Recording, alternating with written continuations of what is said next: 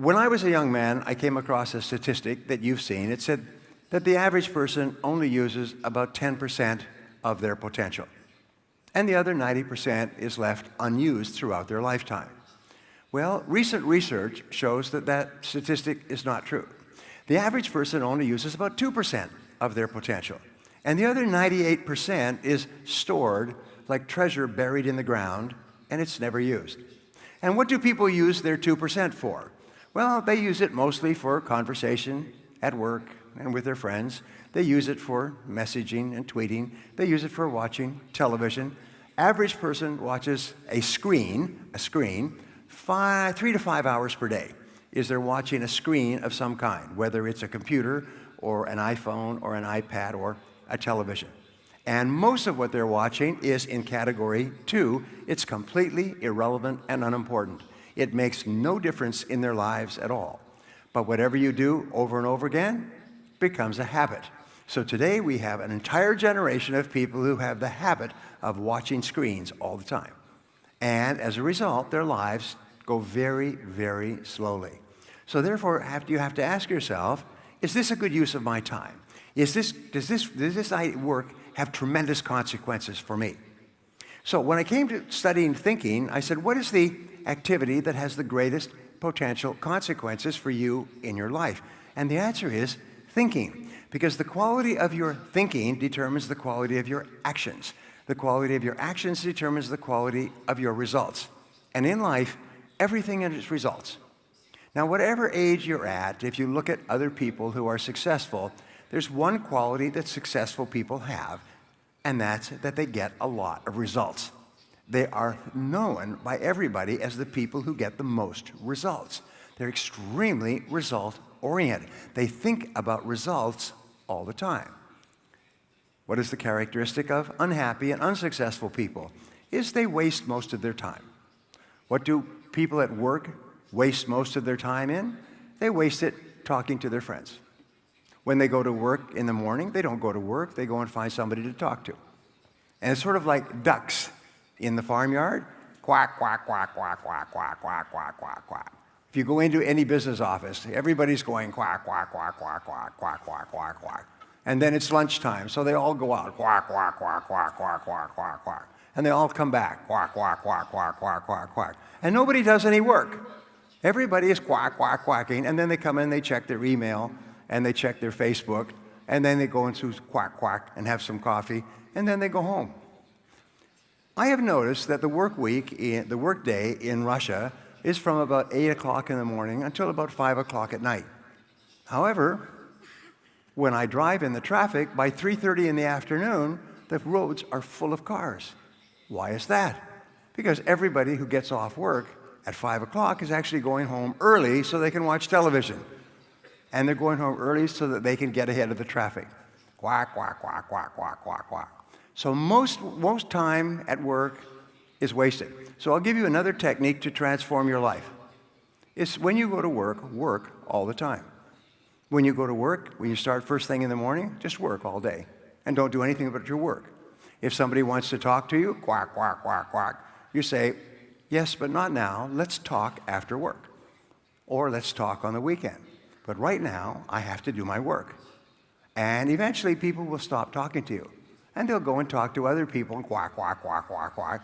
And you will accomplish 2 or 3 times as much each day if you just go to work and start work and work all day long. If you just develop the habit of working all day, you will produce twice as much, you'll be paid twice as much, you'll be promoted twice as fast. And this is true all over the world, no matter what the situation. By the way, I said that this is a great time of opportunity in Russia. Do you know that most of the most successful businesses were started at the bottom of a recession? Most of the most successful careers, including mine, were started at the bottom of a recession. That what happens in a recession is that you are forced to think much better than before. You're forced to make much better decisions. You're forced to make much better actions. You're forced to focus more intently on the activities that have the greatest consequences. And as a result, times of great difficulty are also times of great opportunity for you and for me, because you can grow faster and become stronger today than has ever been possible, perhaps in your lifetime. So don't complain about the difficulties of today, because first of all, we can't do anything about it. And second of all, look into them for the advantages or benefits that they might have for you for the future. Now, here's a second question for you. And I ask this question all the time because when I first heard it, I didn't know the answer. The question is, what is your most valuable financial asset?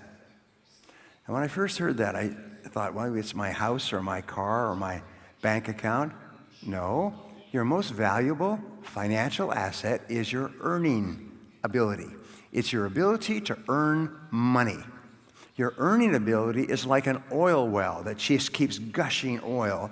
You can lose everything in your world all back again.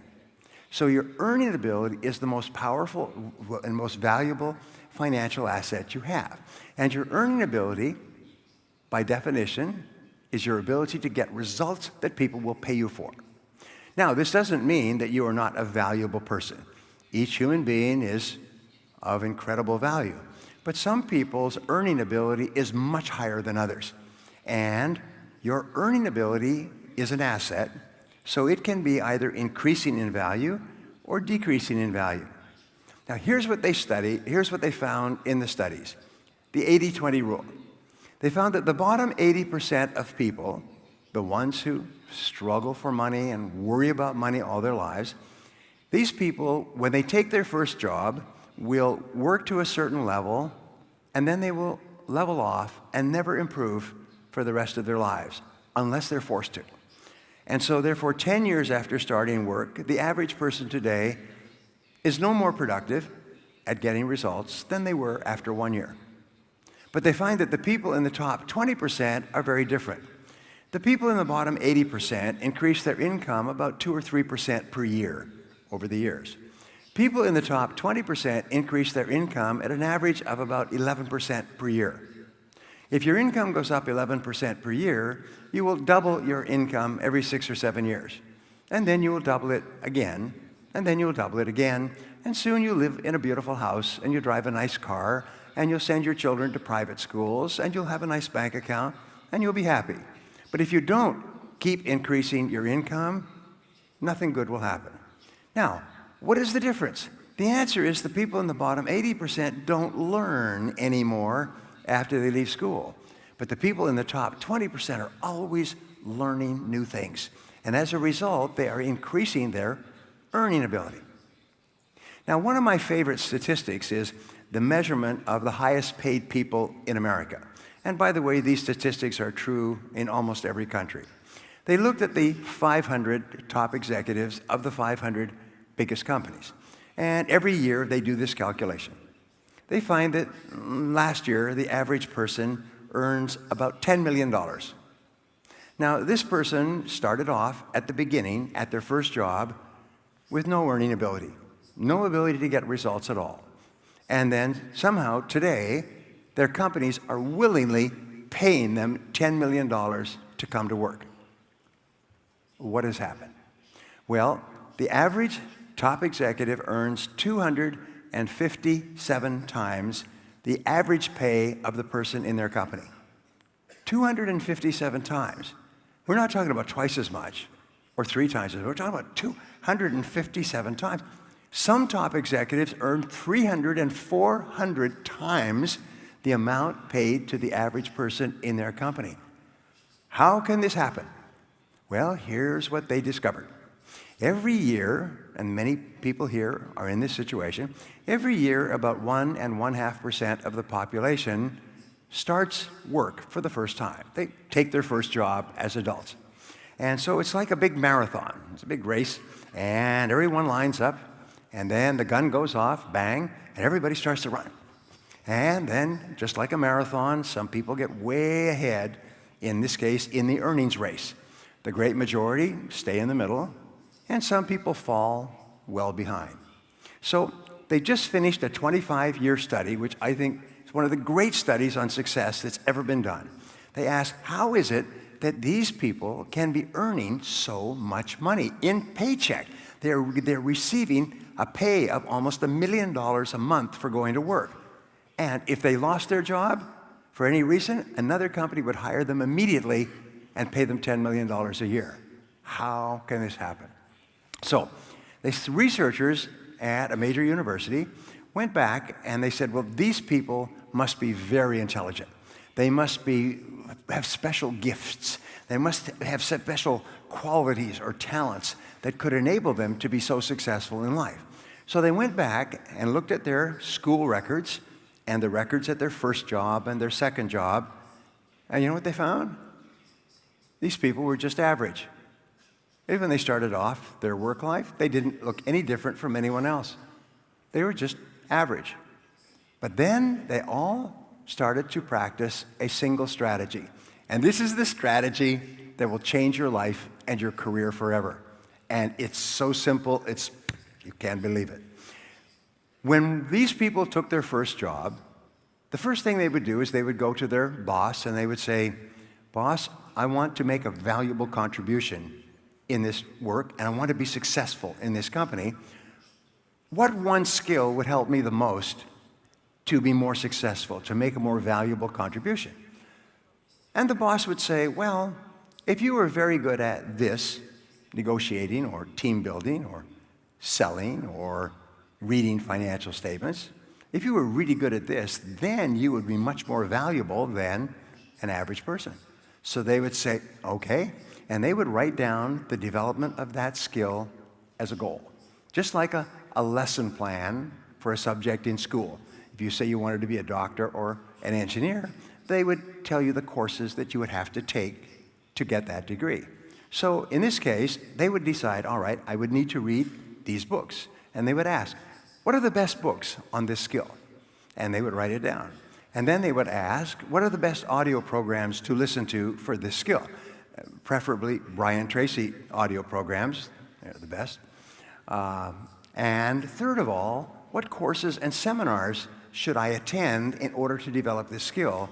And finally, what can I do every day to develop this skill? How can I take action? And they would go to work, and they would work on this one skill. Like a sniper rather than a machine gunner, they would work on a single skill. And it might take them a month, and it might take them 3 months, and it might take them a year, but they would work every day on that skill. And here's the magic number. The magic number was 2 hours per day, 5 days per week, 10 hours in all. 2 hours per day of personal study on a single skill, 5 days per week. Now, here in Moscow, how many total hours are there in a week?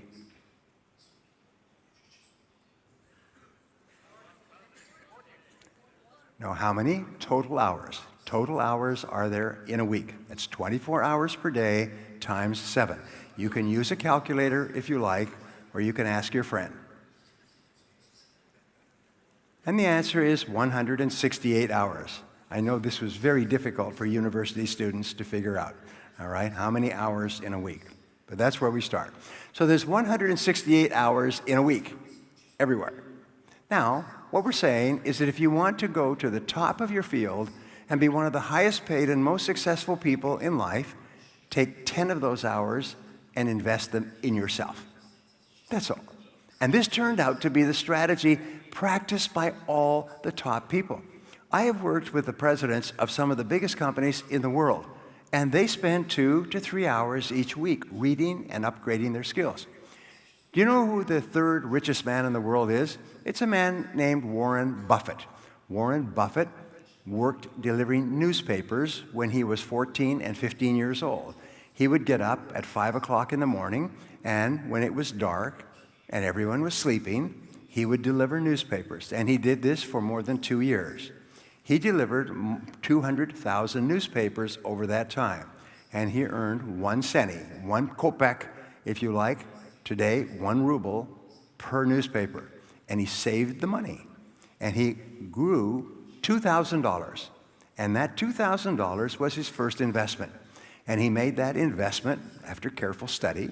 And the investment grew. And so he invested more money, and that investment grew. Last year, his total investments are worth $350 billion. third or fourth largest single company in the United States, one of the biggest companies in the world. Last year, his profits were $25 billion.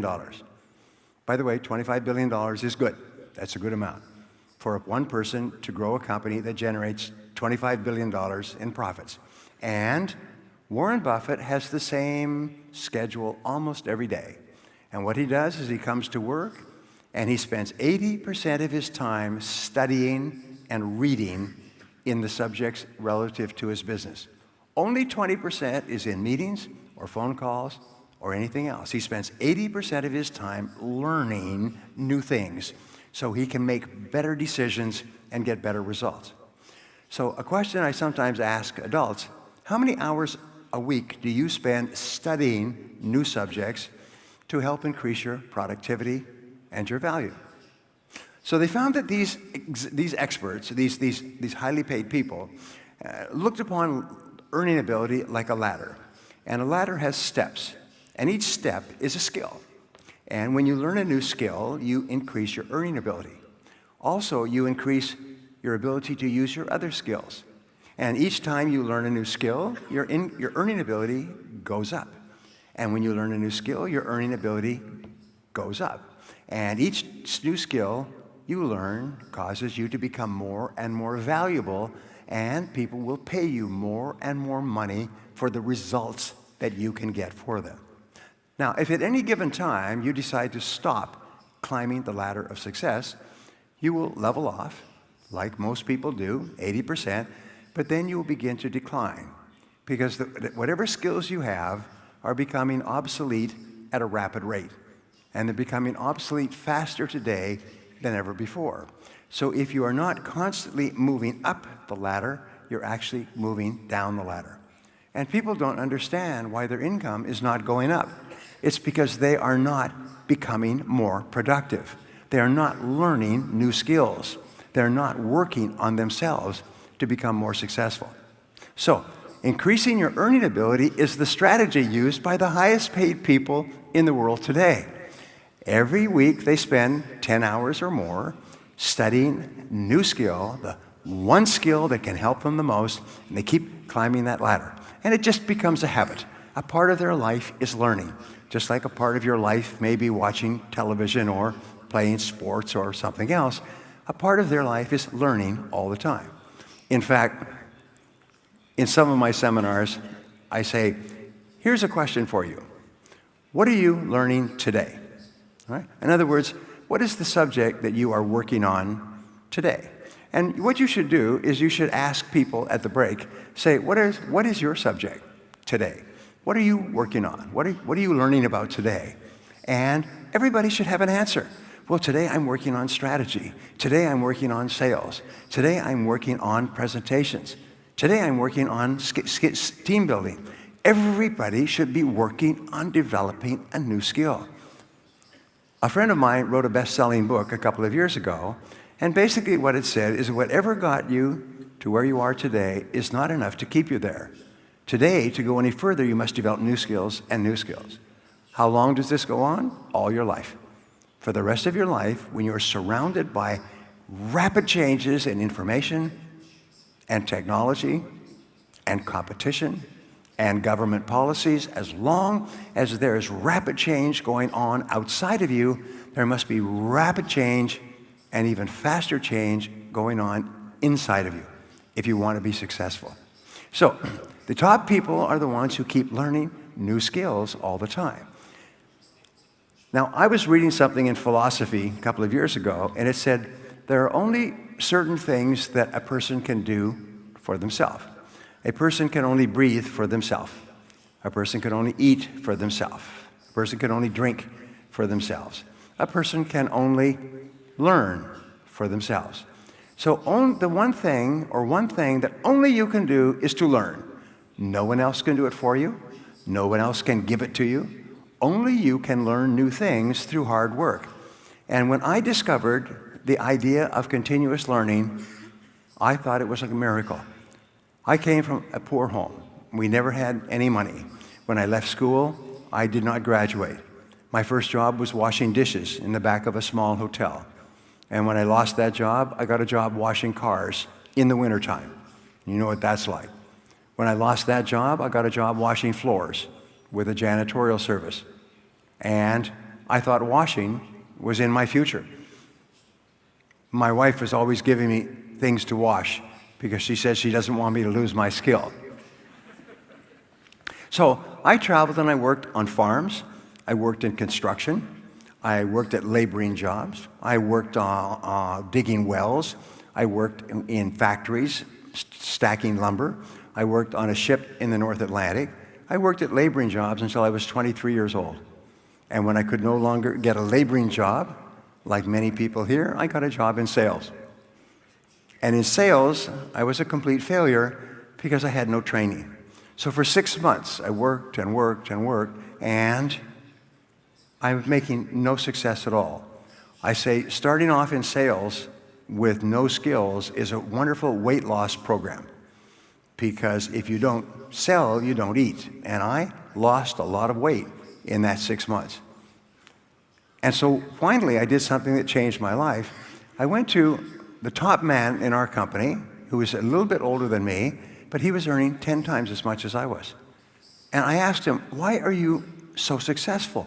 Why are you earning so much money? And he said, well, show me your sales system, your sales process, and I will give you feedback on it. I said, well, I don't have a sales system. I just knock on doors and talk to people until they tell me that they're not interested. And then I go and do it again and again. And I was getting up at 6 or 7 in the morning. I was knocking on doors from 8 o'clock in the morning when people came to work, and I would work all day. And then I would go out and knock on the doors of apartments and homes. And I was working 12, sometimes 14 hours a day. And sometimes I would work 12 hours and not make one sale. And it was a small sale. So he said, no. He said, that's not the way you sell. He said, the way you sell is by asking questions and then looking for ways to help your customers achieve their goals with our products. And so I went out and I started to ask questions rather than talking. And people started to respond to me differently. And then I began to read books on selling. And then I began to listen to audio programs on selling. And then I began to go to seminars on selling. And every time I learned something new, my sales went up and up and up. Within 1 year, I was earning 10 times as much. I was earning more at the age of 25 than I ever dreamed I would ever earn in my life. I was earning more than my father had earned after 40 years of hard work. I couldn't believe it. What I learned was this, is that every single field has success formulas. It has recipes that you can follow. And that if you do what other successful people do, you finally get the same results that they do. So for the rest of my life, whenever I got into another business, and I've been in 22 different businesses, I would sit down and study. I say, what is the success formula in this business? How do people succeed? What do the top 20% of companies and the top 20% of individuals do? And then I would do that. And I would soon get the same results. And people say, how can you be successful? You've never been in this business before. I said, I just read the books. I just talked to the top people and they told me what to do.